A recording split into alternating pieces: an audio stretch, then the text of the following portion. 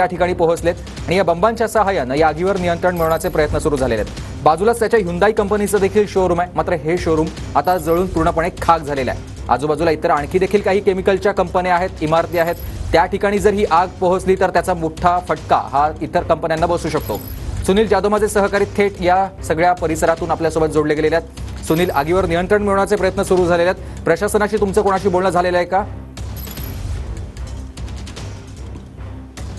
अगदी बरोबर आहे। आपण ज्या पद्धतीने पाहिलं गेलं अग्निशामक दलाच्या अधिकाऱ्यांबरोबर आपलं काही वेळापूर्वी बोलणं झालेलं आपण पाहू शकता। या ठिकाणी मोठ्या प्रमाणात ॲम्ब्युलन्स जे आहेत त्या मागवण्यात आलेल्या आहेत। 6 ते 7 ॲम्ब्युलन्स या ठिकाणी मागवण्यात आलेल्या आहेत। मोठ्या प्रमाणात पोलीस अधिकारी देखील या ठिकाणी पोहोचलेले आहेत, अग्निशामक दलाचे अधिकारी पोहोचलेले आहेत आणि युद्ध पातळीवरती आगीवरती नियंत्रण आणण्याचं या ठिकाणी काम सुरू आहे। मात्र आग अजूनही आटोक्यात आली नाही आहे। एकंदरीत बॉयलर स्फोट झाल्याने या ठिकाणी ही मोठी दुर्घटना घडल्याचं सांगितलं जातं। ही आग कशामुळे लागली यावरती अजूनही कुठली माहिती देण्यात आली नाही। मात्र या ठिकाणी नागरिक असतील किंवा स्थानिक नागरिक असतील हे सगळे एकत्र येऊन या ठिकाणी आगीमध्ये फसलेले जे कर्मचारी आहेत 10 ते 12 त्यांना काढण्यात यश आलेलं आहे। अजूनही काही जखमी असल्याचे सांगितले जाते।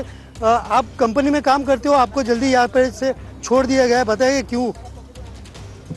नमस्कार, सगळ्यात प्रथम तुमचं आभार मानतो की तुम्ही इथपर्यंत आले। मी काँग्रेस उपाध्यक्ष अजय खैरे, कल्याण शहर। ॲक्च्युली ही आग जी भयंकर आहे, ही आग 1-1:30च्या सुमारास झाली। मेन माझ्या घरातला जो बेड आहे तो बेडसुद्धा माझ्या या गुडघ्यापर्यंत उडला आणि मागचे जेवढे आहेत काचा, घरातल्या काचा त्या सगळ्या फुटल्या। त्या सगळ्या फुटल्या आणि स्लॅब पडला। हा इतका घातक होता। काय याच्या अगोदरही असं ब्लास्ट झालंय? याच्या अगोदर 2 वेळा झालंय। एकदा इथेच आसपास एक कंपनी होती, हिला एक झालंय आणि एकदा जकात नाक्याची इथे एक कंपनी होती। तो तर इतका मोठा ब्लास्ट होता की तो जवळपास कल्याणपर्यंत गेलेला। किती कंपन्या याच्यामध्ये अजूनपर्यंत हे झालेले आहेत? आतापर्यंत तरी पण 5-6 कंपन्या झाल्यात, 5-6 किंवा 3-4 तरी झालेल्या आहेत आणि इथेच अजून एक झालेली आहे पहिले पण। काय सांगाल तुम्ही? या ठिकाणी आलेले आहेत, कंपनी अर्ध्या कंपनीवाल्यांना सोडण्यात आलेलं आहे। किती मोठा ब्लास्ट होता? एक बॉयलर फुटला। तर बघतोय आपण सध्या सगळ्यांच्या प्रतिक्रिया, किती भीषण अशी आग होते आणि त्याच्यामुळे आजूबाजूच्या घरांना देखील त्याची झळ पोहोचलेली आहे।